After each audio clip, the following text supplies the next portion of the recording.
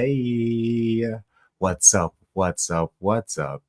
Welcome to Breaking Bread, hosted by me, Krong Chocolate, a show where we break verbal bread with the quote-unquote enemy. Whenever Manchester City has an upcoming match, I will be here having a conversation with a supporter of City's upcoming opponents.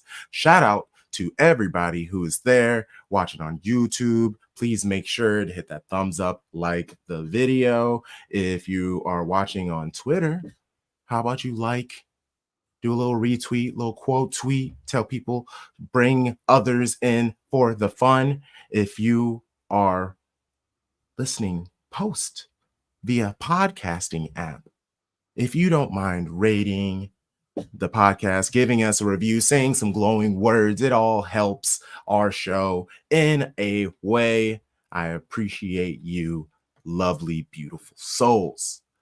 Wonderful show for you tonight to talk about Manchester City versus Brighton. Lol City in sixth place, welcoming the attack-minded Brighton, who, if I could be honest, okay, I'm not actually being honest, but I blame Brighton last season for City not winning the league. Yes, this means I'm ignoring our own faults. Yes, this is me ignoring that Arsenal beat us twice. Yes, I see it in my statement. Brighton, you decided after years of losing to us to break tradition, losing what? By 4 goals, 5 goals, 6 goals, and now all of a sudden you want to beat us? How dare Brighton attempt to grow their club, elevate the way that they play, attempting to overthrow the traditional powers? Who do they think they are? But thankfully, I'm here. Or thankfully, we have here Duncan, who's going to, let me, teach me why Brighton has become a very difficult opponent because we saw it last year with the match. Being able to watch them for the last few years, being able to watch them grow in quality, you see the front office making the right moves. Tom Baum honestly is always saying positive things about him, and just honestly shout out to the Brighton. You guys do it well, in my opinion, on both sides, the men's and the women's. I very much appreciate the club as a whole. Brighton, Albion, Rock, all the other Brighton podcasts that we've ever worked with have always been stand-up people. So shout out to all you people in general. But we're gonna get back to Duncan. Shady Gang, please. Where's my applause? Shady Gang, give it up for Duncan. There we go. How are you? How are things? I'm very good, thank you. Very pleased to be here. Thank you for having me. Of course. Well, first off, tell us a little bit about SheGulls. So SheGulls started about a year ago, purely on the basis that I was looking for a sort of Brighton Hove Albion women's community online. Looked on X, looked on Facebook, looked on Instagram, and I couldn't find anything. So I thought, well, maybe I should start one. And that's kind of how SheGulls came to be. So we have a podcast too. I'm sure it gets a lot less listeners than you guys. And then we also do written media. So we have a website as well. So we try and, because we are sort of limited with the amount of supporters clubs and outlets that we have for Brighton, at the moment, we're kind of doing a dual role of sort of combining media with the supporters club. So, but it's good. It's exciting. And hopefully as we grow, more people come on board, and then, it just goes up from there. Of course. And great squad. And lots of growth. It's one of those things that you're gonna grow with the squad, which is really a fun experience. And filling a lane, seeing that there was nobody else doing it, and just why not me? Good on you. It's very similar to why we started Shades of Blue. There were no other Man City podcasts with any. Well, I don't say there wasn't a podcast with people of color, because shout out to 93 Asim. Hassan, but there wasn't a majority. And listening to all of the City podcasts, there's just my own experience, my upbringing, the the things I know, I laugh about, just the small things in general, just culturally. I was missing out on, and I get it from other Black podcasts, but there wasn't that. And what really inspired it was my trip to Texas when Man City came here 4 years ago. And I went down there. I was able to meet multiple other city pods who were super fantastic and welcoming, and just getting to know so many other people, it made me really want to be a part of the community. Like, it's one thing to love the club, but then to be a part of a certain community, it's nice to feel welcomed in it. So next thing you know, I'm reaching out to people, doing my chats, and now we're here. I knew we needed to cover women's football because of the fact, I mean, there's MCWFC Fancast, so shout out to them, but there really wasn't anybody else, and we're already like niching ourselves with people of color. Is like, why we know what we should be also covering it. Like, we should be trying to uplift as much and everything as possible. And so that's why I'm so thankful for Tom. Obviously it's 3 in the afternoon here in the US. So my other coworkers, they work more traditional jobs, which allows me to kind of handle this, but I get people like you to live and learn from Brighton and why they showed off in this 4-0 win. But let's talk about Brighton as a club overall. Why do you love your club? Why do you love Brighton? Obviously, you love it enough to create SheGulls. So there's passion there. So I'm sure you have a great answer. Yeah, well, I suppose it's a great answer. I mean, it's quite a simple one, really. I was born in Brighton. I am Brighton through and through. I'm a Brighton boy. So I don't live in Brighton anymore, but I live about 20 minutes away. So, close enough to visit whenever I want and far enough away not to be right in the center of the city, which I don't necessarily enjoy so much. But yeah, I've always been proud to be from Brighton, always followed the team. When I was a youngster, not so much, because the men's team, obviously, at the time wasn't particularly good. It wasn't, there weren't many Brighton supporters in my school, I can tell you that much. But as I got a bit older, in my early teens, I just realised if I wanted to go and watch live football, then that was really the only option for me, was to go and watch Brighton. And then basically fell in love, season ticket, which I can't afford anymore, unfortunately, but I can afford the women's one. So yeah, it's a very basic answer, but it is the honest truth. Hey, that's all we want, is transparency. And you actually, that's not the first time someone who told me that. Man, I wish I could remember who it was. It was someone who we had on for our Chelsea women conversation, and that's what they basically said. They were in uni and they wanted to go do a football match, but as a broke college student, like, the women's was very affordable. I think they said that the beer was affordable on top of that. So it was just like, you go and have a really good time. And from there, they just fell more. And that's when the success started happening. It was before all of the success. So which definitely helps. Yes, it definitely does. Yeah. And well, I know you moved away from Brighton, but I know it's like a beach city. That's about all I know as a dumb American. Like, what I guess would you say are the positives about Brighton? Well, I mean, it depends how you feel about it, but we often, in terms of like Anglo-American sort of relations, we often get compared to San Francisco, because we are on the coast, and we're also known as being a very, very liberal city. So we have quite a big sort of LGBTQ population,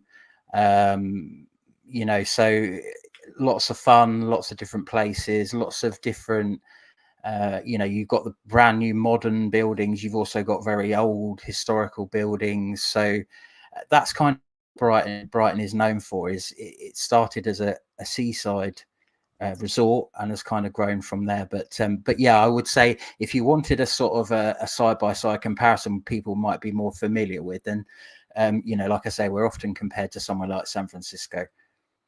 Yeah, sorry about that. And for you Brits listening, we're like half and half. Our Americans listening will appreciate that information. So let's get to the summer transfer window.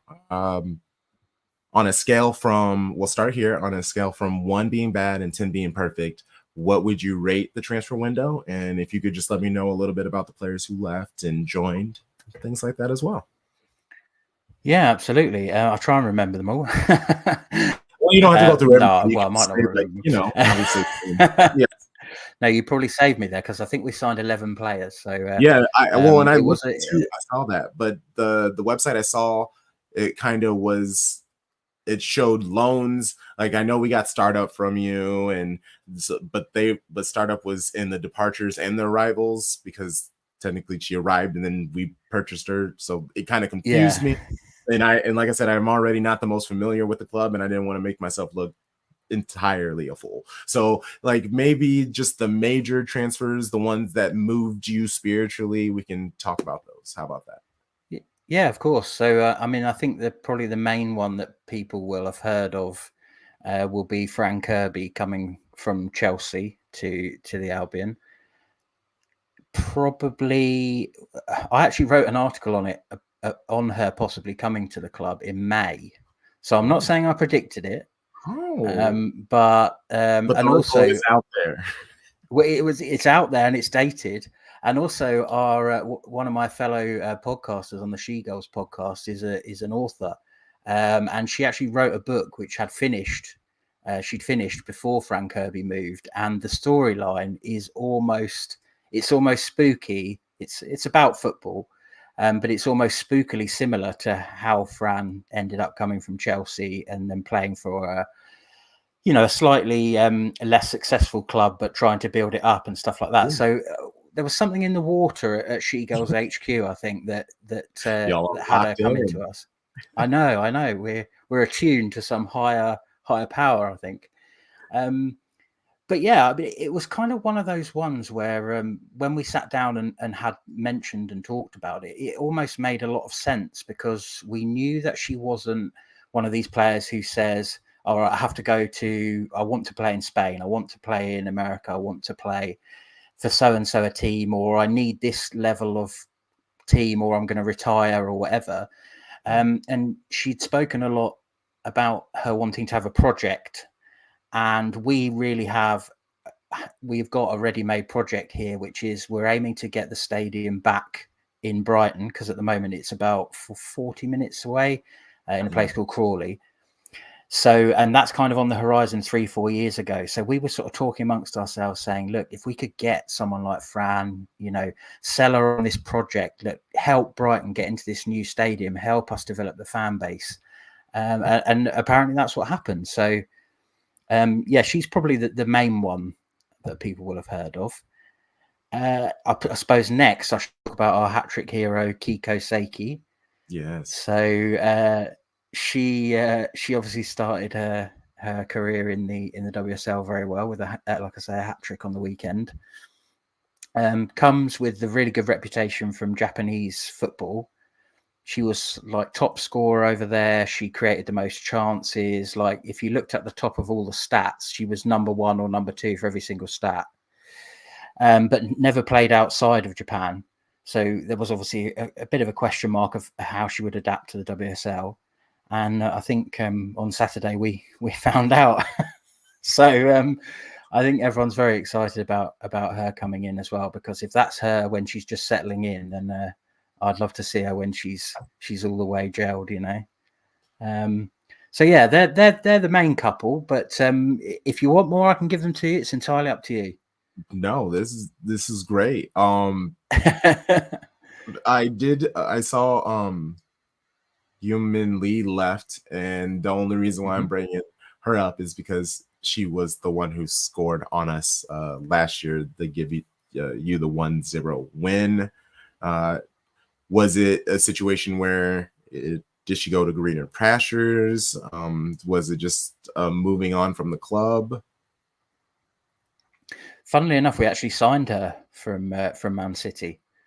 I'm not sure how many games she actually ever played for you guys, and it will be going back 3 or 4 years. I think she maybe had a season and made sort of 5 or 6 appearances. Then she came to us on loan and did quite well, was quite impressive on loan. So we signed her permanently. I think the thing with Gwynmin was she was starting to not be able to play 90 minutes regularly. I don't know whether that's niggling injuries or just part of, coming perhaps towards the end of her career. And I think sort of cameo appearances as a sub were okay, perhaps last season. There's a lot of flux in the squad and, different managers coming in and out and things like that. This season, I think they wanted to go full in with every single player. And I just think they had questions about whether they could really call on her for multiple games in a row for 90 minutes. And I think that was what led to her exit. She's gone down a league. So she has dropped down a league to Birmingham. But she scored, I think she had 3 shots and scored 2, I think, on her debut for Birmingham. So she still got it. Everybody's still got it. Exactly. Incidentally, on that 1-0, another one of my co-hosts will be, I'll be remiss if I didn't mention, Ben refers to it as the time we got 1-0 thrashed. Yes. No, that's accurate. Because you guys had something like 30 or 40 shots or something crazy, and we won 1-0. And yeah, we've said many a time, if you played that game 1,000 times, that would be the one time Brighton would win. Every other time we get absolutely hammered. So yeah, we won the game, but yeah, I think we would chalk that one up to experience. and that's why that hurt so badly. And also, technically, Joy Stadium, it was new, so I was like, get rid of the name, burn it down, because they went undefeated at home the season before. So I was like, oh, now we have a name, and all of a sudden we're losing matches. What's going on? Yeah. It was very frustrating, to say the least. But they figured it out. They went on a run at the end of the season. They couldn't figure it out. We'll move on to your manager, which I am interested to talk about because he is also formerly part of the City football group. He came from Melbourne City, where they had pretty decent success. And I just did a real quick Google on him just to confirm some things. And the first thing that really popped up was his first interview that he did representing Brighton. And he said, every team should aim to be a champion. That's dope. That's fantastic. That's exactly what you want to hear from a new manager. Especially whether you believe it or not, whatever. But I mean, Brighton, they're definitely trending upward. Especially after this match last week, you were already trending upward, but I think the angle is a lot sharper than expected. So tell us a little bit about Dario and the football that he employs.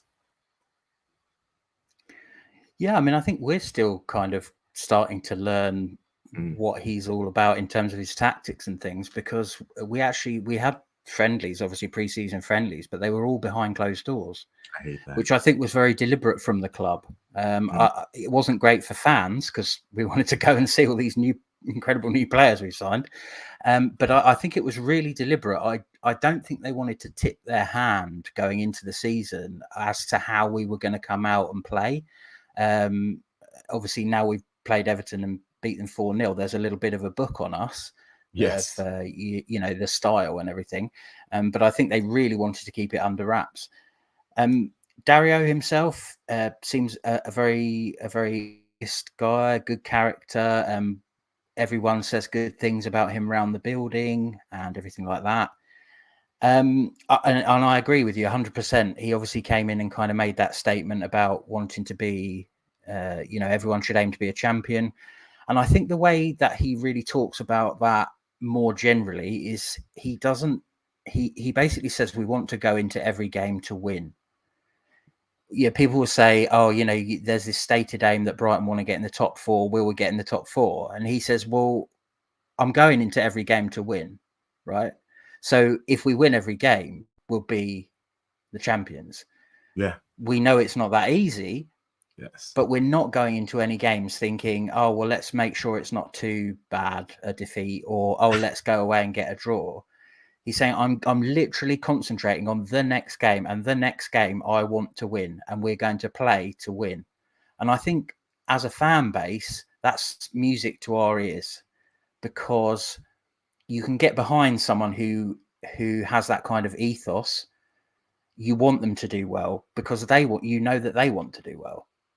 Right. So, yeah, and that's what we want to hear, that we're going to win, not that we're going to play Man City and hope that we don't get beaten too badly. You know, not that they're obviously going to say that. But yeah, I just think he's been an absolute breath of fresh air. And hopefully, if this, like you say, this upward trend continues, I just hope City don't want him back in the group at some point. That's my worry. Well, I mean, yeah, I'm not too locked in with the other teams that we have, but he's not. You don't have to worry about him with Gareth because he just signed an extension, and Tom Baum and I are the half of the pod that were. We're not at this moment, but there was a time where we were Gareth out, and me more than Tom Baum, he has earned my trust a little bit. I still don't. His time management and the way that he uses subs, that kind of stresses me out. But like from a tactic standpoint, we look even better, even more like imperious on the ball, which is kind of like crazy to say, but everything seems to move like fast yet slow. I don't know. I love it. I love the feel. I love the growth that I'm seeing. We lost some major names and personalities from our staff last year, which said to me, especially with the Gareth extension, he is officially the man. He is the voice. He does not need the help and support that he once did. I am making that mental adjustment of trying to like respect him, like give him the wipe the whiteboard clean and just try to take it season by season, because honestly, I feel like the last few years, the City has been more success just because of the quality of the players. And that is why maybe he doesn't make the subs, because he like is believing and trusting the players so much. But also you as the manager, you're supposed to be that person who can make the hard choices and take a player off and give someone maybe the chances and the opportunities that they need, which is why we lost so many players in the first place. And I don't know. So it's nice hearing you at the moment, obviously it's new, but being so high on a manager where it's just like, man, what is that like? That's exciting. You know? But, well, we've been so down on so many for the last few years. I think we've probably had about 4 or 5 different managers over the last 2 seasons, and it's been a long journey. So I think to finally hear someone that the club is fully 100% behind and they're going to give him time to do what he needs to do is quite a refreshing change from the last couple of seasons. So yeah, I think he'll get a long leash to implement his style. And I think, yeah, the fans seem to be right along with him. So, and one of the things that's good about supporting Brighton, whether it be the men's or the women's team, is you will get time to make mistakes and kind of carry on and see if you can rectify them.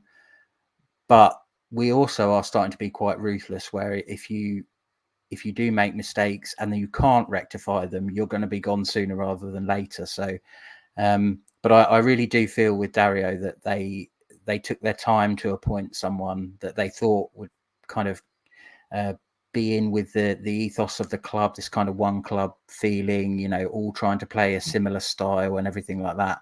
So yeah, all signs are trending up for the moment, but obviously come the weekend, depending on the result, they might start trending a bit down again. But yeah, it's going to be a tough game, obviously.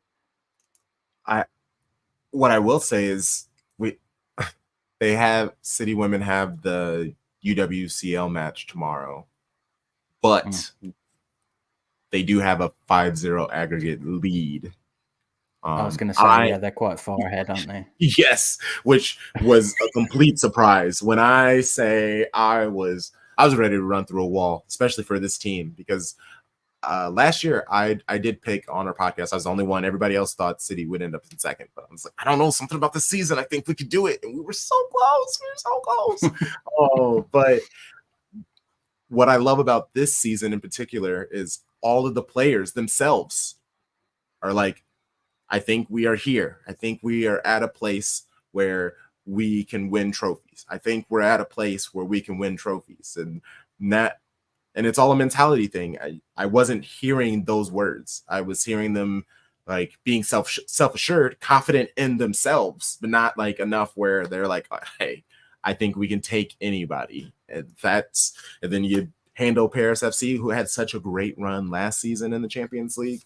Oh man, I was like, oh, we're running everything. Give us all the trophies. And so the Arsenal match, that humbled me a little bit, but I did take a lot of positive from the draw, because I mean, playing at Emirates, it was like 45,000 people. It's so loud. It's a very intense place to go and play, and we were able to score 2. So I'm very hopeful in how they played.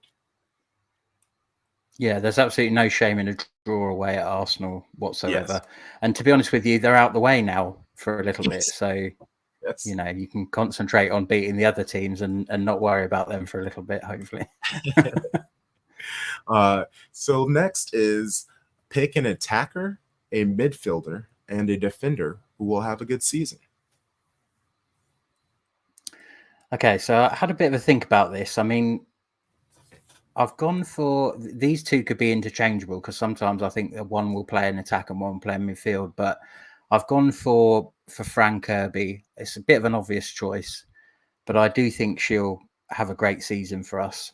And you could already see on the weekend with the game just gone that she's starting to form a partnership with Kiko down that kind of right-hand side, or certainly the sort of right half of the pitch. Yeah. So I think that's one to watch. So I've gone for Fran and Kiko. So Fran, say, in midfield, and Kiko as an attacker. But I think sometimes you might see them swapping around a little bit. So they're my two sort of picks to have a good season. Obviously, it's easy to say after a hat trick, and even Fran scored on the weekend, although it was a penalty. But she started really well, gave a good account of herself. So the defender's probably the one that's a little bit trickier. I've gone for Joralyn Karabali, who is our Colombian centre back. She's very versatile, though. She can play full back as well, so on either the left or the right, to be honest with you. She was absolutely imperious for Colombia in the Olympics. I don't think a single goal that they conceded was anything to do with her. And I think I don't know if they got the bronze in the end, but I think they got to the semi-final. I could be wrong. It was either the quarter-final or semi-final they got to. So they got quite a long way in the competition. I think they beat one or two teams they weren't supposed to on paper. So yeah, and she has a youthful mentality, and I think because we've only had her at the club and she's only been in English football for a year, it's almost tempting to think that she's a youngster, but she's not. I think she's in her sort of mid to late 20s. But she's one of those players who, if you ever watch like a behind the scenes video or anything like that, and I think every club has them, and I think every club needs them, just one of those players who's always smiling, always laughing, always joking. Obviously, as soon as they get on the pitch, you know, deadly serious. But yeah, we've got one or two in our squad, and I know from hearing interviews with other players that they really value someone who, you know, when you get up on a wet grey Tuesday morning or wherever it may be, that you've got a couple of players there who are just like relentlessly like, oh, come on, you know, let's have a laugh. I'm dancing, it's raining and I'm dancing, or whatever it may be. but she's also an incredible player. She had a couple of little teething problems last year in terms of she gave the ball away once or twice in quite critical positions. But again, like Kiko, she only played in South America before coming to Brighton. So I think you can forgive the odd error, one or two here or there, as long as players learn from it. And I think she really has. And she had something like, I think, 100 touches or something on the weekend, which was the most in the team. Yeah, most in the team, and 30 more than any midfielder. So we obviously are looking to her, and the other two centre backs had nearly 100 as well. So I think we're really looking at them to be kind of like the quarterbacks, if you like. But which frees the midfield up to be a bit more adventurous, because last year it would have been the midfielders who had to fill that role, and it was just all very spaced out, and there wasn't much cohesion. And this looks to be a lot more exciting. So. Yeah, Joralyn Karabali is my defender to have a good season. Yeah, and just along the lines of center back who gets way more touches than almost everybody else, that's Alex Greenwood for us. She is key to, honestly, almost every phase of the game for us. I call her Queenwood. That is my nickname for her, because she's just so key, and our captain this year, so it's most deserved. She's just so quality, and the things that she can do with the ball at her foot as a center back is just like insane. So I'm just eternally thankful for her. And I think she's definitely the most important defender and midfielder and striker. You can say the same thing about yours with the forward and the midfielder. They could, Bunny's not dropping back, but Miedema, wherever, you don't know. I thought she'd be potentially playing next to Bunny, but that's not going to happen, because then we'd have to get rid of one of the players on the wing. But I love if she's able to play midfield and still find her way up. It just means Yui is playing further back and focused even more on defense, which is, that's great. It's just, so when she scores, it's going to really be like a Yui rocket, like a Rodri. We basically call a Yui Rodri with a ponytail on our podcast. That's our nickname. Right? That's quite accurate, yeah. Plus, she's a heck of a lot smaller. yes, significantly. She might even be half the height. Easily at least a foot, because he's about 6'3", and she's about like 5'2", 5'3". She's a tiny human. Yeah. What an incredible playmaker though she is. Oh man. We did a watch along for the first match of the season that she was on, and I think it was like 7 minutes into the game, we were just like, Yui. Like, we had no idea what to expect, and it was just the way she receives the ball and just turns, like it just glides, and she gets under everybody. The way that she just displaces the ball from people who are bigger than her, who seem like they're going to blow past her, and all of a sudden she has the ball. And next thing you know, we're on attack. Nobody gets me. I don't want to say the entire team actually gets me charged up. Like, just the way that they play, their intensity. Just love that club so much. Same city, same passion. That is very much how we feel that was the name of our episode that just dropped yesterday. Same city, same passion in it. So yeah, just it makes me appreciate other clubs who, they're same club, same passion vibes for theirs. And Brighton, y'all are there. So big respect.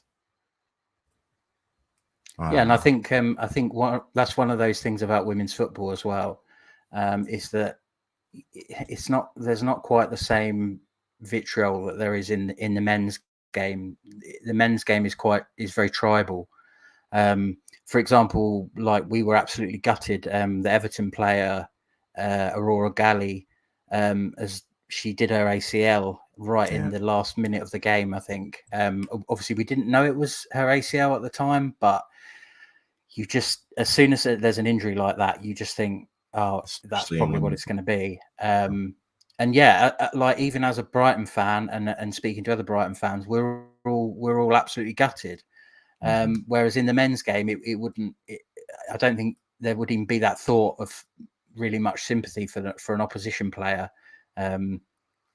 Certainly not at the same level. So I think that's one of the really cool things about the women's game, is that it's tribal, but in the sense of we all love women's football rather than we just simply love our club. Of course, we love our club, but we want women's football as a whole to be great, and we enjoy watching women's football. We've got thrashed a couple of times where I've just been in awe of the other team. You know, we went to Arsenal away last season, right? Last day of last season, either the last day of the season or penultimate one. And we got beat, I think 4-0 or something. And we were standing up and applauding Miedemar. And, you know, she came on, and after about 30 seconds, her and Beth Mead combined to score a goal. And we were up on our feet applauding. You know, you would never do that at a men's game. It's just not, that's not the done thing. That's not, you know, you'd be booing your players off the pitch. We weren't booing our players off the pitch. We were applauding their players. And I just love that about women's football. It's just a different vibe. I'm with you 1,000%. The energy is so refreshing, honestly. And that is half the reason why we gladly and like push City Women, and we love the community there. It's like it's just very nice. And I've been able to just be a part of it. And like last year I hung out with SheGulls. They're another women's football, but they cover all of it basically. But I joined them for the Women's World Cup and the entire time, and I did the crazy hours, but they just allowed me to hang out and learn, because I know about the Women's Super League, but world football, I was still learning so much, and I could ask questions without them being like, you idiot. They were willing to help me. But what makes it so, I grew up playing rugby. We also had a women's side, like a girl side, because it was high school. And we practiced with each other. We scrimmaged with each other, and we beat teams down. Like we would, and that's, I got taken down many times. Like it, and the respect was always there. And so the intensity, the things that they get away with, like some of these fouls, like it's like it's just I love the sport so much, and it's just a completely different vibe. It's still, I feel like all the people who claim that they're trying to hold traditions together on the men's side, I feel like it's very much still there on the women's, and that's really what people are trying to protect. They want more people in, but they're also like very protective, like, hey, you come in here, don't be an asshole. Well, that's like rule number one, don't be an asshole.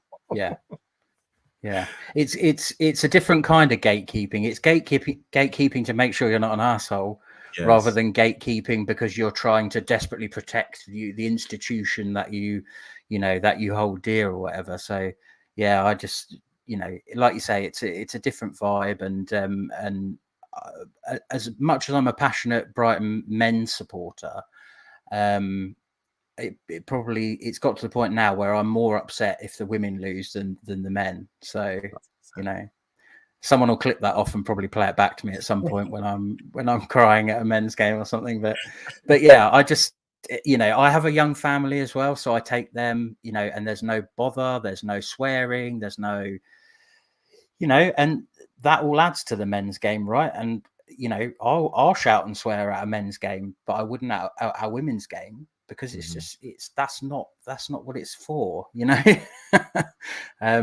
So no, it's fantastic, and like I say, there isn't that sort of jealousy, there isn't that sort of thing. So I'm sure it'll be a tough game on the weekend, but after that, I wish City all the best, and hopefully you guys can break the sort of Chelsea grip on the league.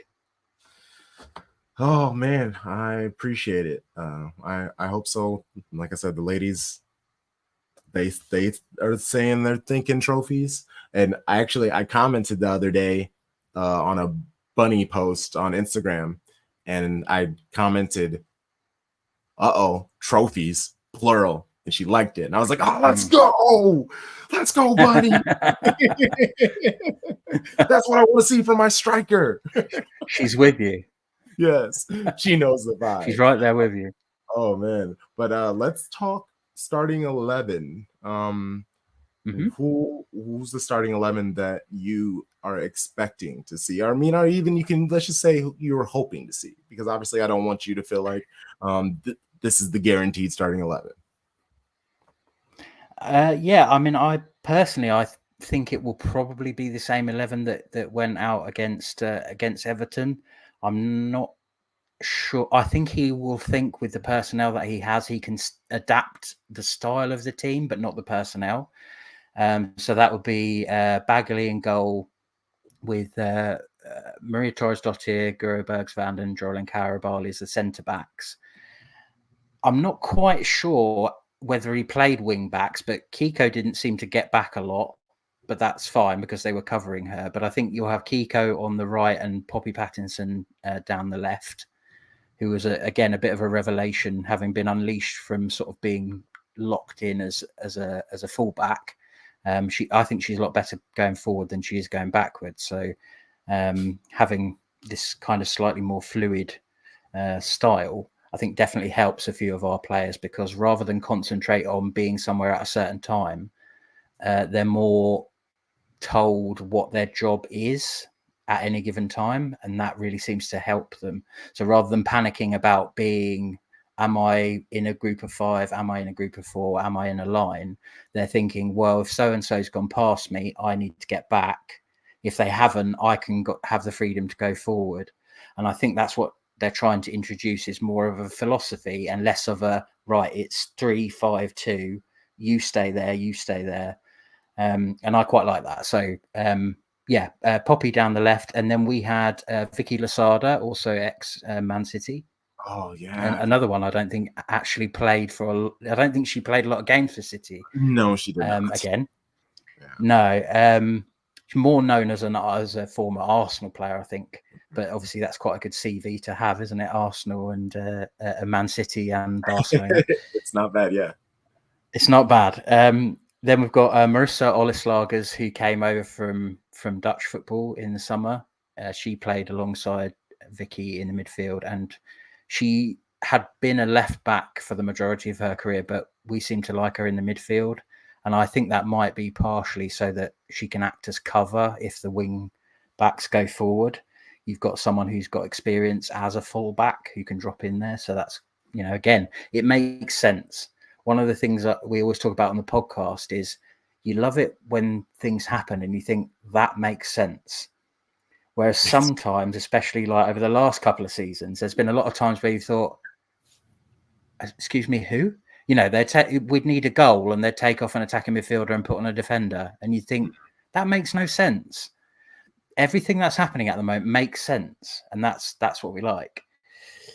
Then we'll have probably Frank Kirby and Bruna, who we've got on loan from Barcelona, who is very good. And then another former Man City player, although she had a horrendous time of injuries, is Pauline Bremer. I think how many ex-Man City players have we got? And Nikita Paris as well. Yeah. I still think, because we signed her so late in the window, I think she will get a run in the team, but I think they might sort of wait to see, maybe give Pauline a bit of a run first, and then if it's not working quite, or she's not quite scoring as many as they'd like, then maybe they do a little bit of a change around. But yeah, Pauline, she's been a really good player for us. She still has the odd niggling injury, which kind of often puts a bit of a, she'll start playing well, then she'll get a niggling injury, then she comes back and needs a couple of games to get back into it. So hopefully this season she can stay injury free. And also she was played out of position a lot last season because she's such on the ball. She played like left wing, right back. She played everywhere. So it's nice to see her, obviously, with Elizabeth Turland going to United. It'd be nice to see her get a bit of a go up front. So yeah, that would be the 11. And what I think you may see, for anyone who is watching this from a Brighton perspective, is I think Poppy last week was asked to go back and forward. I think with Kiko, she had free reign. And I wonder, because there's a little bit of a lack of pace in our defence, I think Kiko may need to do the same as Poppy this for the game against City and get back and forward, because otherwise, with the likes of Hemp down the left, if she gets in behind, unfortunately, people like Maria and Guro are never going to catch. Probably not a lot of defenders are going to catch her anyway. But yeah, when you play three at the back, you are quite vulnerable to attacking wingers, and obviously that's how City like to play. So I think he'll keep the same personnel, but I think he'll be telling a few of them, right, okay, you had free reign last week, but you need to be doing this week, to try and counteract some of those threats. Yes, I'm with exactly. You. Man, I think we're gonna almost do the same 11. I made one change, so 10 of the 11 from the Arsenal match. I'm hoping for play all the kids tomorrow, Gas. Please, play the kids. Obviously, get Chloe Kelly. She needs some playing time. Coombs needs some playing time. Kennedy needs some playing time. There are definitely some veteran players who could use some playing time, but let Miedema rest. Let Bunny Shaw. Let her rest. Let Yui rest. There are definitely some people that we should kind of let them take their time. But like I said, I don't trust Gareth and how he rotates. He's not really a big fan of that.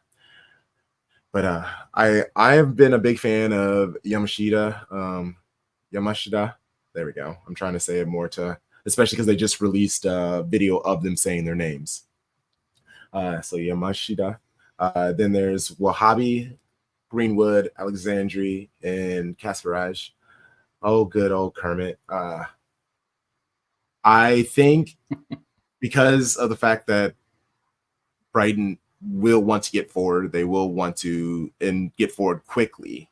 I would love to have Kennedy on there, but she is food when it comes to pacey wingers and stuff like that. She more is there for physicality, set pieces, things like that. I love her, but especially for what we're kind of doing, I haven't been impressed from what I've seen, even though it's been very little so far this season. I will admit that.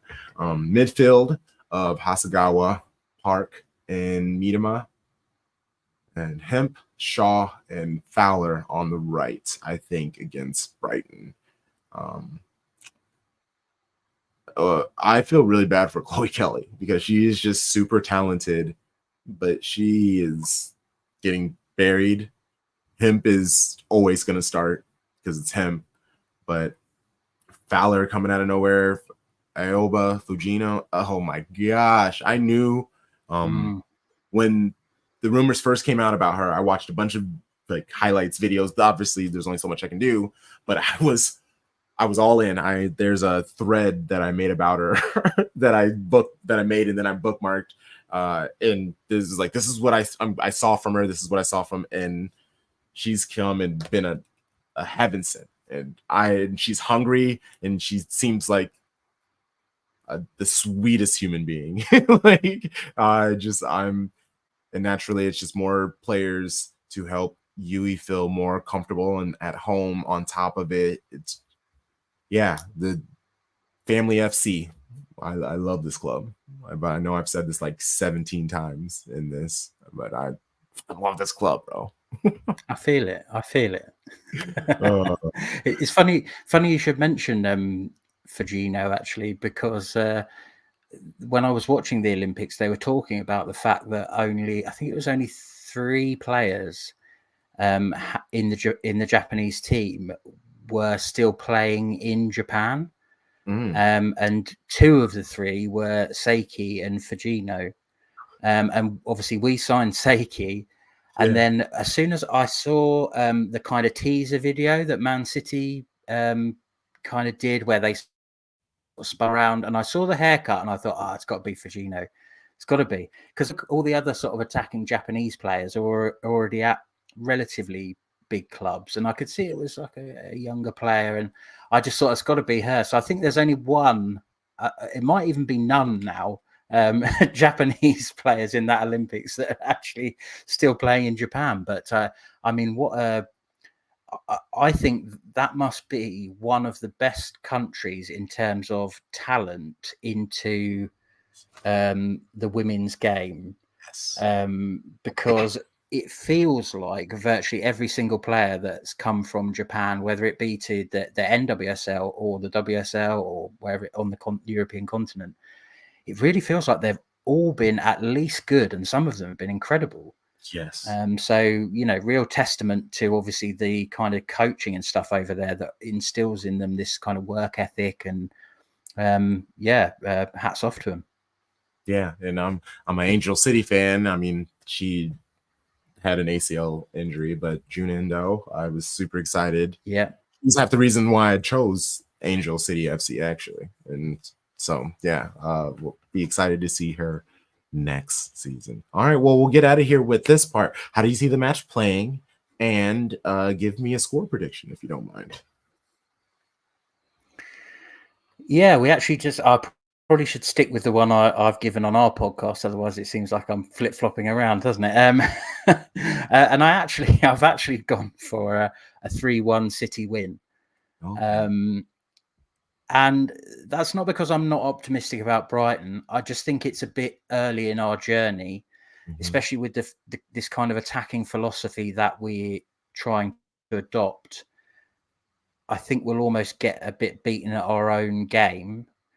But my sort of instinct and kind of the other hosts, I think one went for a draw and two of us went for a loss. It was more that want to be able to compete with City. So if it's 3-1 or 2-1 or whatever, or 3-2, 4-3, whatever it is, we just don't want to see like a 5-0 where we never get the ball, because that's what, with the exception of what we might call the miracle of the joy in one day. With the exception of that, we've been pretty much outclassed by Man City 9 times out of 10. So I think that's what we want to see. More than we want the result, we want a performance that says we're up there, rather than we got lucky, or or just a beat down, really. So yeah, I've gone 3-1 City. So I suppose that's not very controversial, but yeah, it'll be an interesting one. I'm certainly more optimistic than I would have been before last weekend. So that's good, at least. Oh no, that's very fair. And you said 9 times out of 10. Honestly, if you look at the head-to-head, 10 times out of 12 City have actually. So I mean, I know it's a turn of phrase. You actually weren't that far off, because it's 10-1-1, 1 draw, 1 loss. Obviously, the loss being last year.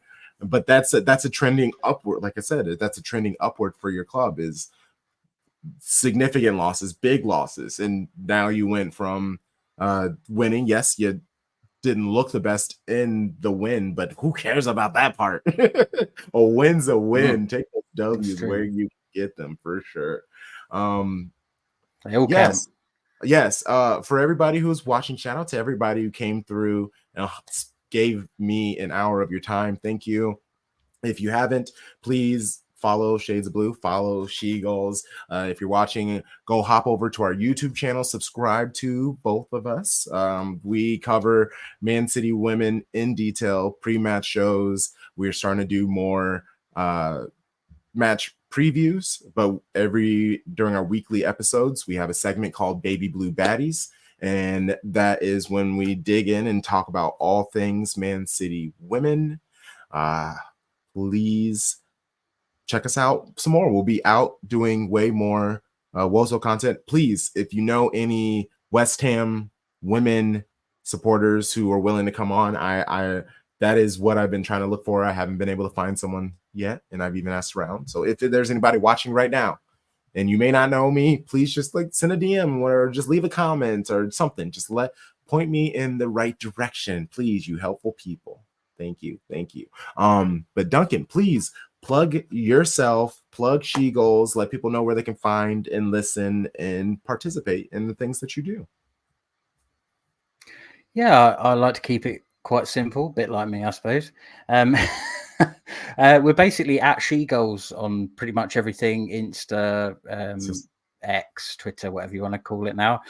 And we are on Facebook. If you look up SheGulls podcast, just type that into the search bar and we'll pop up. And then generally, just for everything else, shegulls.com, you can kind of navigate your way to everything else we do from there. So if you take nothing else away from it, then shegulls.com, and you can find us everywhere else from there. Yeah, well, best of luck this weekend, but obviously not the best of luck. You know. I know what you mean. All right, Shady Gang. We will see you. Let's see, what do we got tomorrow? It's Wednesday. We got the Thursday night lit stream, where we bring on 3 guests on one at a time, and think of like a late night talk show, but it's about football. Real fun, relaxed. We have a good time. Lit stream. And then Friday, we are doing a match preview for the men's match against Newcastle. The homie Geordie Dreads will be on talking about those Magpies. And both of the matches this weekend are early. 6:30 a.m. is our cutoff. If there's a match that starts at 6:30, before 6:30 a.m., we don't cover them. And both men and the women play same city, same passion. They both play at 6 and 6:30, so we won't be doing any pre-match shows. But we will be on social media, tweeting, Instagramming, threading, TikToking. So please at us, comment, let us know how you are enjoying the matches. Tap in with us. But until then, you know the vibes. Shady Gang, Shady Gang, Shady Gang.